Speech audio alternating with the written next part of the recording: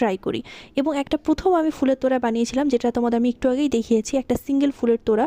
দেন এখানে একটা গোলাপি ফুল তোমরা দেখতে পাচ্ছ, মানে গোলাপি রিবনের ফুল, সেটাও আমি বানিয়েছিলাম। এবং আজকে আমি বানাতে চাচ্ছি এই যে সুন্দর একটা ফ্লাওয়ার বুকেট তোমরা দেখতে পেলে একটু আগে, সেটা বানানোরই প্রসেসিং আমি শুরু করে দিয়েছি। তো তার জন্য প্রথমেই আমাকে 5টা ফুল বানাতে হবে এবং তার জন্য অনেকগুলো পাপড়ি বানাতে হয়েছে আমাকে। বিশ্বাস করো, এটা বানাতে আমার পুরো 2 দিন লেগেছে। মানে একদিন আমার ফুল বানাতে লেগেছে, দেন গ্লিটার লাগিয়ে সেটা আমাকে রাখতে হয়েছে 7-8 ঘন্টা, এবং তার পরের দিন গিয়ে আমি পুরো বুকেটটা মেকিং করতে পেরেছি। এটা খুবই কঠিন কাজ। মানে আসলে যে কোনো কাজ আমরা দেখে মনে করি যে এটা তো কি সেরকম কিছুই না, এই জিনিসটার কেন এত দাম, বা এটা কেন এরকম এত দাম নিচ্ছে বা এরকম বলছে। কিন্তু তুমি নিজে যখন সেই কাজটা করবে তখন আসলে বোঝা যায় যে না, আসলে জিনিসটার পিছনে কতটা কষ্ট আছে, যে কারণে এতটা দাম তারা নিয়ে থাকে বা এতটা দাম হয়ে থাকে সেই জিনিসগুলো।